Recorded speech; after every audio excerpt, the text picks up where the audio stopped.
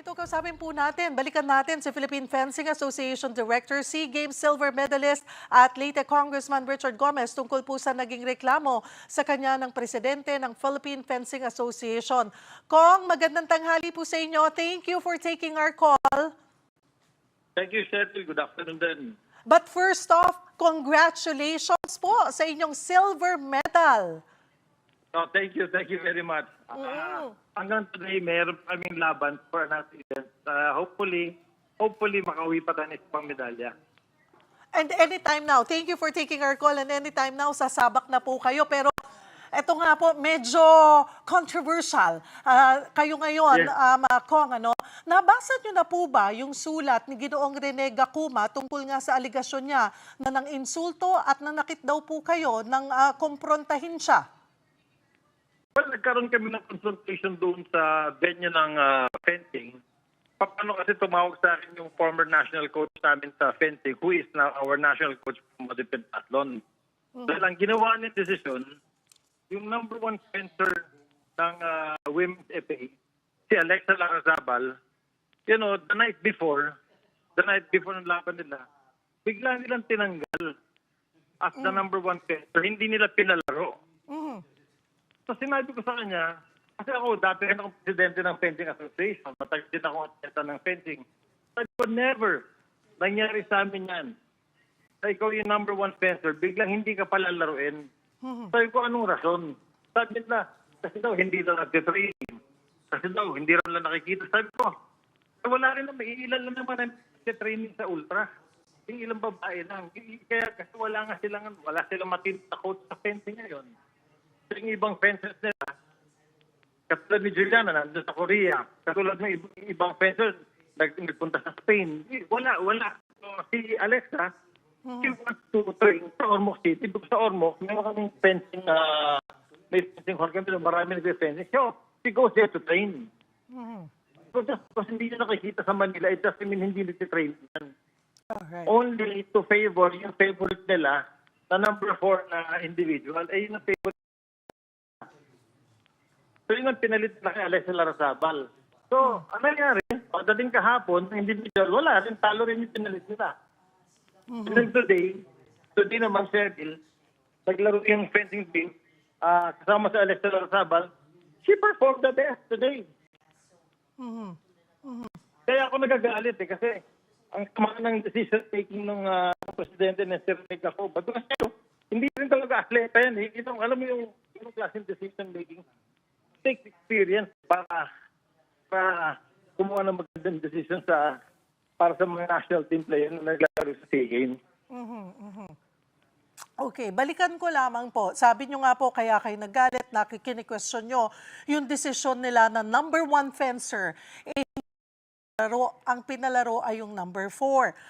Pero nagkaroon po kayo ng komprontasyon. Ano po ba ang kwento sa likod nito? Kasi ang sinasabi po niya sa sulat ay inireklamo po kayo ng pag-atake umano sa kanya sa kasagsagan ng fencing competition noong December 16.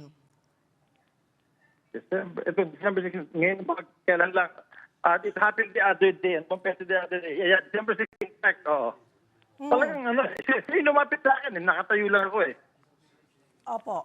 Lumapit siya sa akin. So, nung lumapit siya sa akin, nakipagkami sa akin, sabi ko, bakit ganun ang decision making na ginawa ninyo? That's how it started.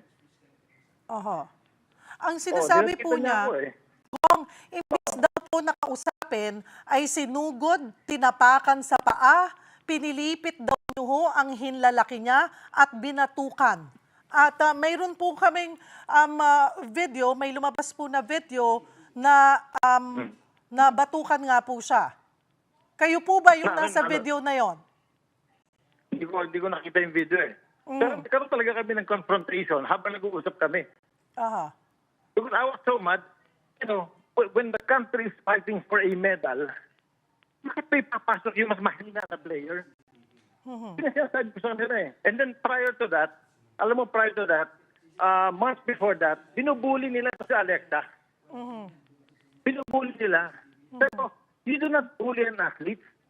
Huwag yung babasitin yung mga athletes namin. So, ako rin, papailan ulit sila ng kaso for bullying our athletes. They cannot do that. Oo. Pero nangyari nga po ba yun? Yung pagtapak nyo sa paa, pagpilipit sa hinlalaki, at pagbatok sa kanya? Oh. Lumalabas sa akin eh. Alam nga naman halikan ko sa doon. Lumalabas siya. Sige, kung gano'n na ito niya, sino ba naman ako para umatras? At saka nandun ako as an officer of the Fencing Association. Dahil ang gusto ko yung fencing, mas maraming medalya makuha. Pero sila mismo mga official, sila yung magulo eh.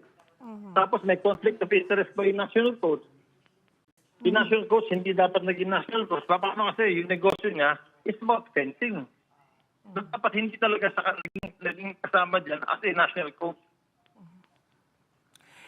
Desidido raw ho si Gakuma na sampahan kayo ng reklamo kong Gomez. Ano po ang take on this? Okay lang sa akin yun. It is his right to file a complaint. Walang problema because ako, I am also filing a complaint for emotionally hurting my athlete. Atleta namin yan eh. Tinuruan namin eh. You know, we spent money para gumaling yung atleta namin. Tapos babusin yan ng gano'n. Hindi nila palalaruin. Wala kasi silang ganito klaseng experience eh. Kaya hindi sila marunong mag-decision eh. Well, Kong, I know meron pa kayong isa pang sasabakan na kompetisyon. Thank you for taking our call. Siguro po, so far na lang, kumusta ang kampanya natin sa fencing dyan po sa SEA Games? Sa fencing naman, naglalaban yung Women's FA. Imagine, ito yung sinasabi ko, Cheryl. Ngayon, pinalaro nila si Alexa. FA.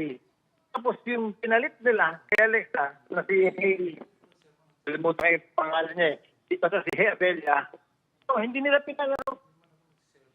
Ano po kasing kalokohan niya? Ito talagang magaling yung bata nila. Bakit hindi niya pinalaro today? You see what I mean? Pinalaro nila sa Alexa. Paano kasi alam nila na si Hey, talagang napakahina maglaro. Pero sa tingin niyo po... Alam mo, yan ang problema kapag may favoritism sa mga atleta. So, talaga dapat, hindi pwede may mga favoritism sila, yung mga coaches at mga officers sa mga atleta. It will destroy the morale of our athletes. Mahisira yung laro nila, hindi sila makakakuha ng medalya. Yan ang problema. Kong, maybe when you get back, maaari po namin kayong ma-interview ulit. Yeah, tawagan mo ka anytime. Thank you, Cheryl. Alright, and good luck again sa susunod pong competition. Maraming salamat, Leyte Congressman Richard Gomez.